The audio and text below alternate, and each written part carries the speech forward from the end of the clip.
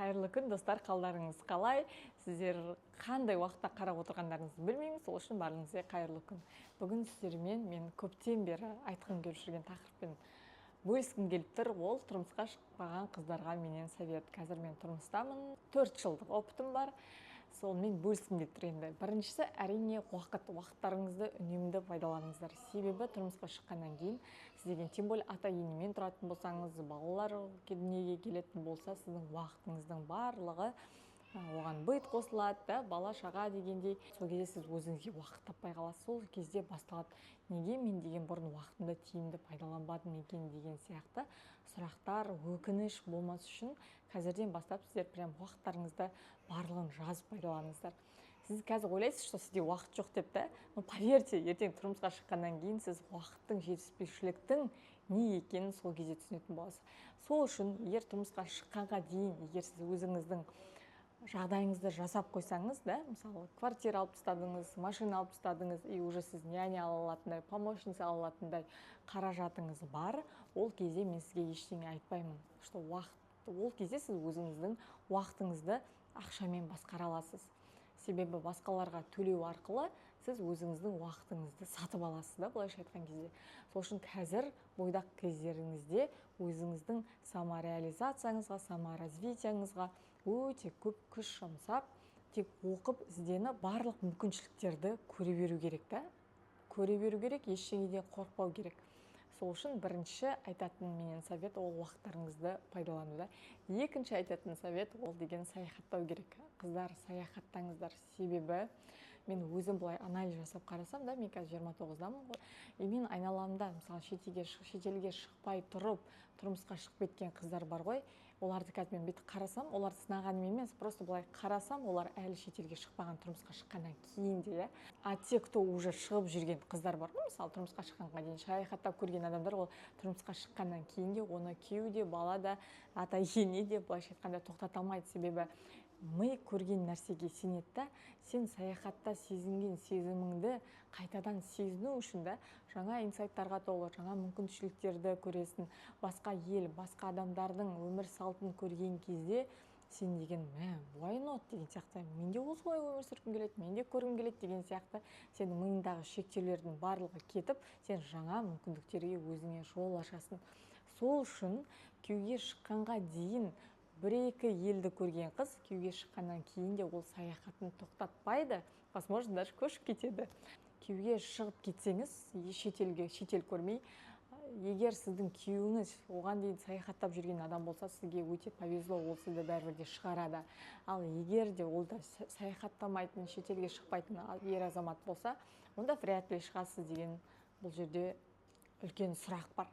Сол үшін обязательно шетелге шығып, мүмкіндік болса шетелде тұрып көріп, да, жұмыс жасап көріп, өздеріңізді тек қана бір қалада, бір елде шектемеңіздер. Қазақта айтады ғой, қанша өмір сүргеннен емес, көп жасағаннан емес, көп көргеннен сұра дейді, да. Бұл жерде көрдіңіз ба? Настолько адамның жасы үлкен болса да, оның көргені аз болса, оның деген былайша айтқан кезде санасы керең болады, да. И оның деген адамдарға шашатын негативі көп болады. Ал көпті көрген адам, көпті саралап көрген адам, ол деген өзінің өмірімен до конца арпалысады, өзін жетістіктерге жеткізумен, қалай жетемін деген сияқты жаңа мүмкіншіліктерді іздеумен өзімен арпалысатын болады. Көпті көріп, елді аралап жүрсеңіздер, ұлттың, әр мемлекеттің сізге айтары бар. Сол үшін екінші совет менен обязательно саяхаттаңыздар.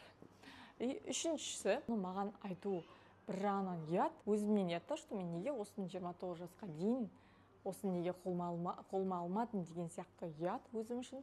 Бірақ сіздерге, сіздер сол ошибканы жібермеңіздер деп айтамын. Қаржылық сауаттарыңызды арттырыңыздар. Сол үшін қазір мысалы Инстаграмда, ютубта болсын, ютубта қазір көптеген тегін сабақтар өте көп, та. Сол жақтан бастап сіздер өздеріңізді қаржылық сауаттарыңызды арттыру керексіздер. Себебі былайда мен деген 17-18 жасынан бастап жұмыс жасап бастаған кезде мен айтатынмын всегда, келесі айдан буду откладывать, 10%, да, сөйтіп жүрген кезде бір қараса мен уже 3-4 жыл жұмыс жасап тастаған. Бірақ мен ешқандай жиналған ақшам болған жоқ, мысалы, да.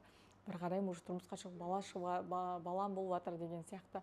Сондай моменттерде түсінемін да, сол какой-то сен деген 10% негізі сол моментте сен проблемаңды шешетін сияқты болып тұрады ғой сол ақша. На самом деле ол ештеңе шешпейді да, понимаете, ештеңе шешпейді. Сол үшін ол ақшаға тиіспей, в первую очередь заплатите себе дейді ғой. Сол үшін 10%-теріңізді откладывайте. И мен бірақ қазір деген вообще жастарға қызығамын. И олар 10 жыл бұрынғы біздің жастармен қазіргі жастарды салыстыруға келмейді. Олар өте ақылды қыздар, особенно қыздар, өте ақылды, алғыр, білімді болып келеді. Олар қазір уже 22, 23, 24 жастарында уже бастарында квартира, машиналар бар. Мен вообще горжусь и қызығамын да. Молодцы деп. Но те, кто әлі ойланып жүрген болса, типа, бұйырса мен күйеуге шыққаннан кейін, ай, бәрі күшті болып келеді деп бүйтіп роза очки киіп алып жүрсеңіздер, роза очкилеріңізді былай шешейін күйеуге шыққаннан кейін негізі ештеңе өзгермейді. Егер сіз қазір өзіңізге довольны болмасаңыз, күйеуге шыққаннан кейін де вряд ли сіз өзіңізге довольны боласыз, понимаете, не айтып жатқанымды түсініп тұрсыз ба? Сол үшін бірінші қаржылық сауаттарыңызды арттырып, да, қазірден бастап соған жұмыстанып, қазірден бастап ақша жинап, бір цельді қойып, сол дедлайнды жазып, соған дейін қырт-шыртқа киім, анау-мынауға көп ақшаны құртпай, наоборот, барлық жиған тергеніңіздің барлығын өздеріңіз жан көрініп жатсын. Жарайды, мен күйеуім етіп балам отыр да жерде. Давикош, доброе утро. Қалай ұйықтадың? Жинап барлығын өздеріңізді жаңағыдай үй, квартира алып деген сияқты өздеріңізді осылай тоқтатпаңыздар. Сонда мен берген үш совет сіздерге: бірінші очередь уақытыңызды тиімді пайдаланып, уақытыңызды бағалау, екінші саяхаттау, үшінші қаржылық сауаттылығыңызды арттыру, ақша жинап үйрену дейсің, иә. Сол, осыны айтқым келді сіздермен. Мына жерде мен өзім YouTube парақшам, мына жерде Instagram парақшам, жазылып қойсаңыздар болады. Біз қазір отбасымызбен Дубайда тұрып жатырмыз. 2 балам бар, бір қыз, бір ұлым. Келесі видеода қандай тақырыпты қозғағанымды қалайсыз? Комментарийға бөлісіп кетіңіз. Сіздермен міндетті түрде қайтадан қауышқанша. See you!